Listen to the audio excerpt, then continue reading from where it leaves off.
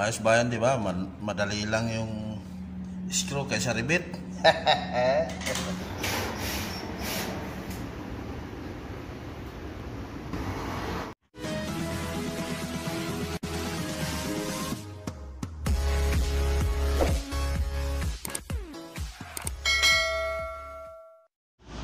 Magandang araw bayan. Magandang araw sa inyo lahat. Kumusta tayo lahat bayan? Gawa tayo dito ng yung flower box. Ito na yung layout ko kabayan. Ayan siya. Tapos doon. Tapos yun. Yung gagamitin natin, metal stud din. Metal stud pala. Yan, 3 inch. Maganda to kabayan kasi makapal. Yan, makapal to eh. Yan sa kabayan, makapal siya. Tibay. Yan o. Ito yung screw na ginagamit ko. Yan. Yan so. Yan. Ito na yung ginagamit mo. Mabilis. Gamit ka lang ng drill. Madali mo na magagawa. Yan. Tapos ito naman kabayan yung natin.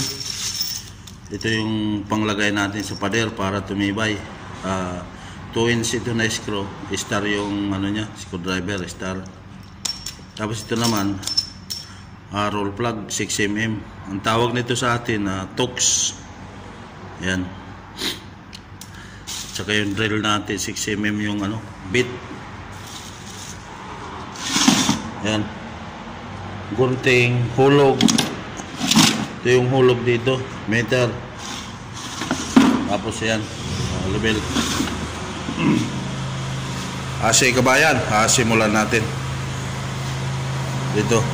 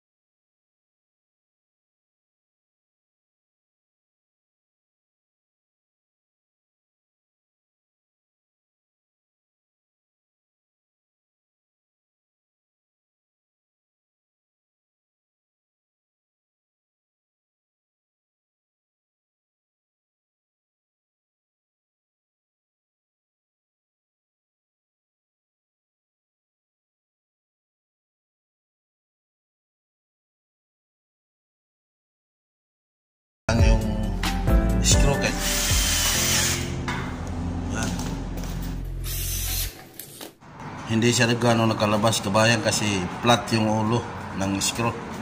Kabayan, dito na lang. Yung gagawin natin yung pinaka-header na lang. 210 yung taas ng pinto, tapos patitibayan natin kasi sasabitan siya ng sliding.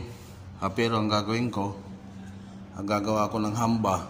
Ayun, yung ano na yun, 2x4 na kahoy na yun. Yun ang gagawin kong hamba para dito, para magmatibay talaga siya. Kasi kung dyan lang kakapit yung sliding natin sa metal stud, hindi kakayanin. At saka katagalan kabayan, yung screw, maglulus yun sa bukas-sara. Kaya gagawa tayo ng hamba para maganda yung sabit ng pinto ng sliding. Yan kabayan, sige, tatapusin ko lang itong paggawa nito.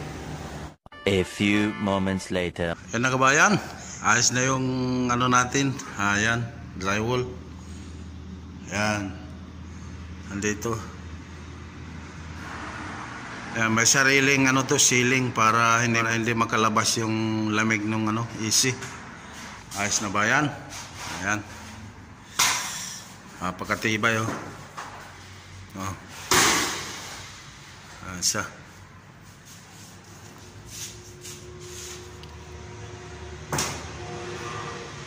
Yan, okay na ba yan? Pag ano na lang yan, pagtakip. The next day.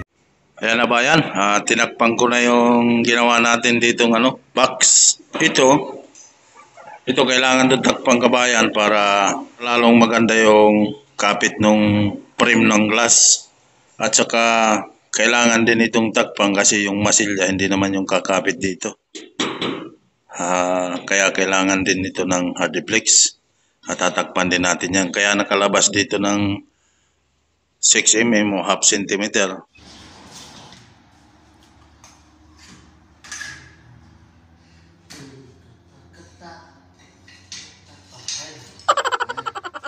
Ayos na yung design natin. Yung parang ano lang to, parang choke na yan. Parang choke talaga to, yung ginagawan choke. Ito yung mga ano, ano naman tawag nito, yung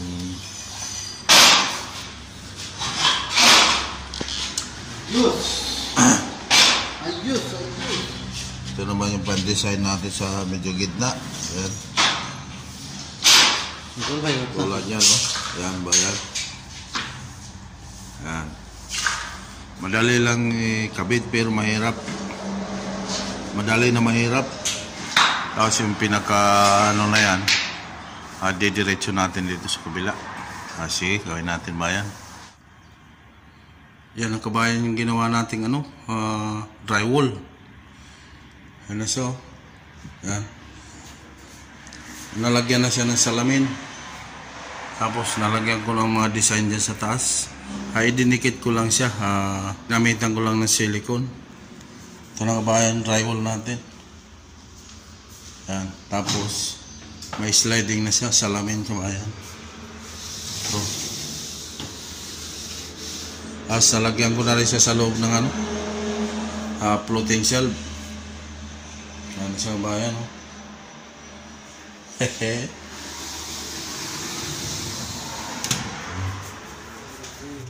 Yan ba yan? Kung gusto nyo kung gagawa kayo ng flower shop, yan, maganda. Pang ano yan, flower shop. Yan, okay.